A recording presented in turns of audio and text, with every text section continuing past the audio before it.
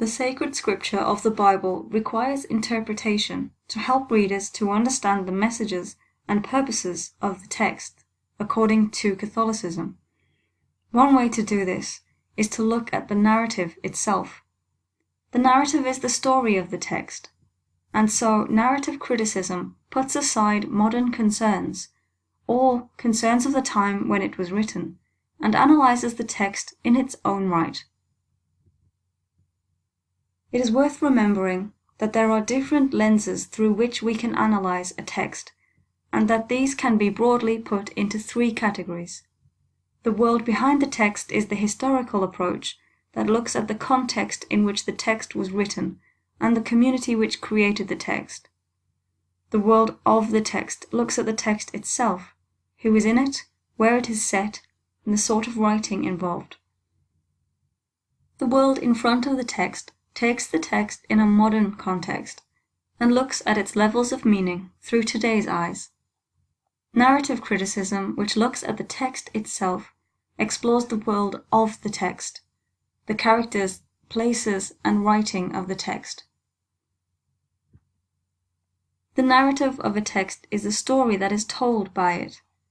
Humans tell stories to try to make meaning out of their lives and to try to understand the things that happen to them. Can you think of a story that your family has passed down to you? Dr. Lynch's grandma grew up in a countryside village in Northumberland in England and used to run errands for neighbours. Ask her about the funny story about her grandma and Mrs. Rabbit that has become a family tradition to retell. You might also think of stories that are taught to children to try to teach them about life. There is also a good camping tradition of sitting around a campfire telling stories. Though we now have many other ways of telling stories, like through social media, but we can still tell stories through oral tradition, that is, by word of mouth, and we can write them down. Usually, by the time a story has been written down, it has been told by word of mouth many times. Think about how this might change a story.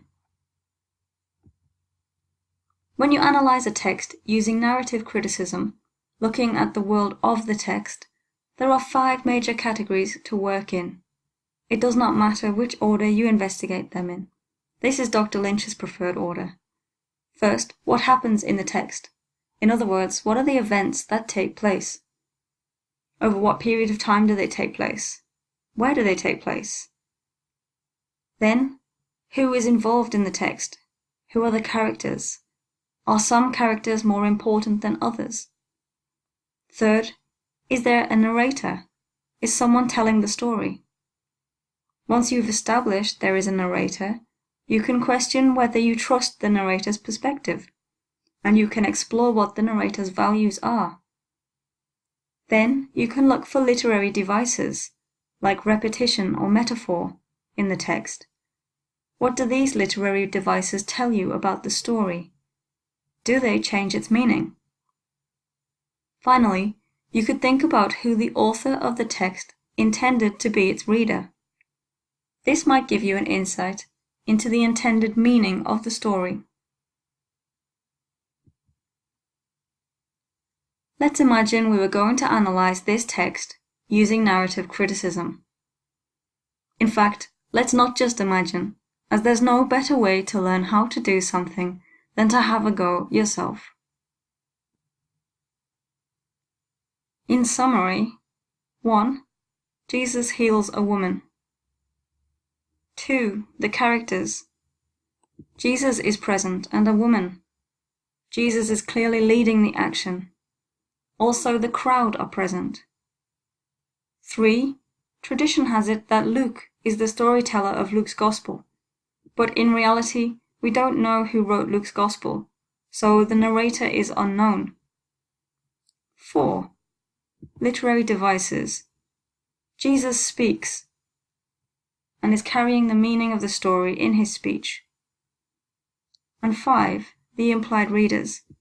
The early Christian community is learning how to behave from this story told about Jesus.